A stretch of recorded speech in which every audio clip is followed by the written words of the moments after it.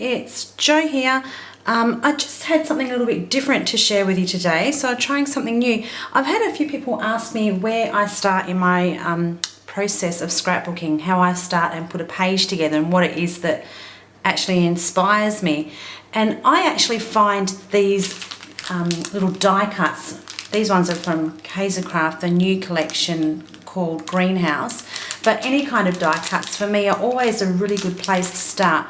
I'm a bit of a clusterer, so I tend to have little bits and pieces going on all over my page in the form of clusters. So this is a really good place for me to start, and it quite often turns out that by the time I finish building these clusters first, it kind of then gives me an idea as to where I'm going to go with the page. So I thought today I'd show you how I build these clusters, and then I'll create the page so you can see where it goes from start to finish. So as I said, these are the Kaisercraft papers that we're using today. I've got the whole set of papers and a pack of collectibles here. So generally what I would do first is go through the collectibles, tip them all out, spread them all out. I don't know if you can see very well on this paper. Maybe we might need some, oh, I like that paper. That would be quite nice for a background. Oh, sidetrack. Okay, yeah, so spread them all out. Have a little look at what's there. Oh, they're actually quite pretty. Nice colours.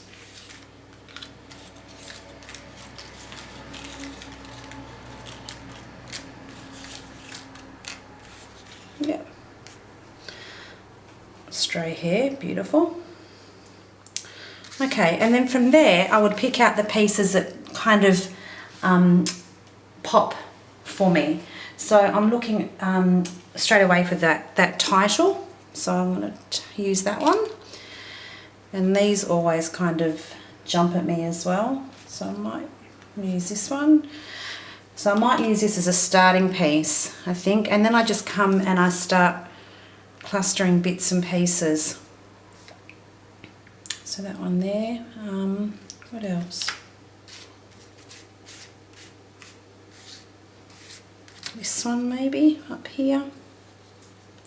I might pop you on a plain sheet. Actually, this might be easier if I just start and build it down here. Yep. Okay, what else? What else is in this little pack?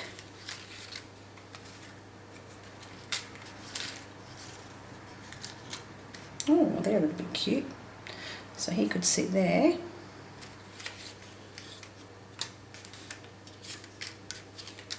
Oh, what do they call these things? Are they little terrariums? So we could hang him underneath or even on top. So it's a stray. I've got some of these little doodlebug doilies as well, which I've got a bit of a thing for doilies. If you've seen, most of my work always has doilies on it. I just like the softness that it brings. So I could tuck one of those even behind here.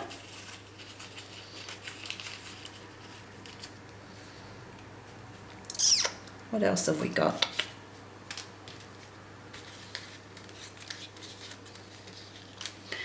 Need something for that little pot, don't we?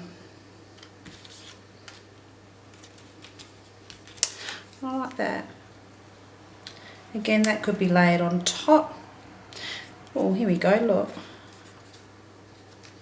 I don't know if I like that pokey thing hanging off the top of him. Nope, too big for the pot.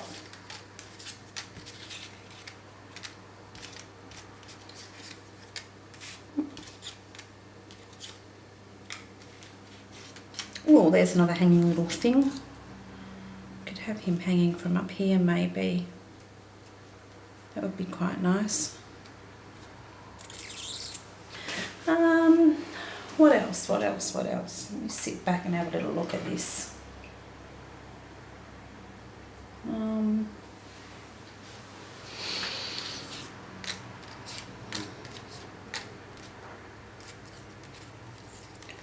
Add butterflies, of course, because you've always got to have butterflies. Oh, they're actually joined. Okay, so I would actually rip them apart. We'll trim that up later. Oh yeah, that pop of pink looks good.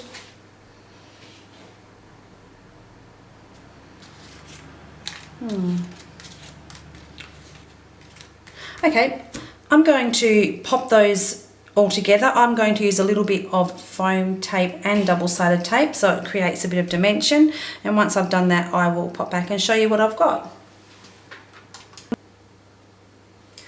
Okay, so I'm back and I've created this little cluster. See if you can focus in on that a little bit. Yeah, you can see I've used this double-sided tape and also flat tape to give it some dimension. But while I had it sitting there, I've just noticed this other little piece here, and I thought by tucking this at the back of it,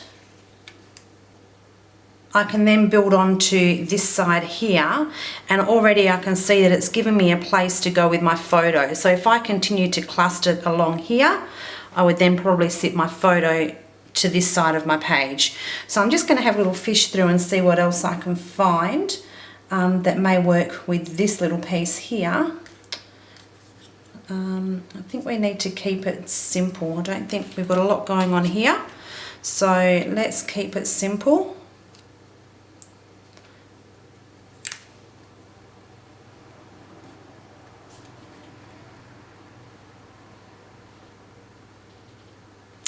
Yeah, that would work.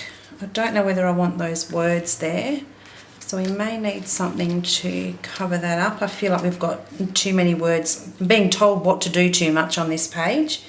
So I need to perhaps get rid of some of those. So maybe another butterfly would cover that. Not that colour. Let's see.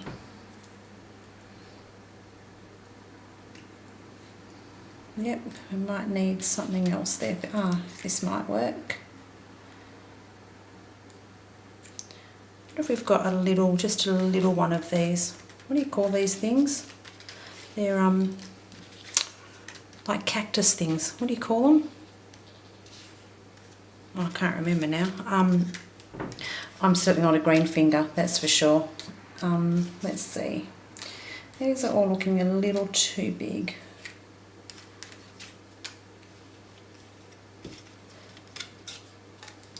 But I could perhaps stick something else over the top here. What do you reckon? Maybe?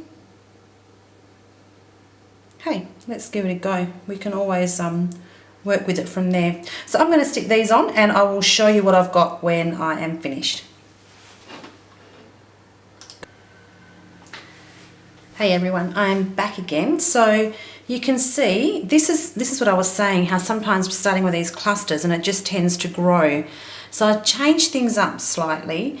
I've covered up the wording that was behind this little square here with this big flower to cut down some of the words, and I've then left the words on this little pot plant here with this one little plant. I've added a little tag at the back here. Again, it doesn't necessarily have to mean anything with the words on it. It was more just for a pop of colour. I think it says the best, but you can't read it, so I just brought a bit more of that grey mauvey colour in. And I've added these two other pieces here as well.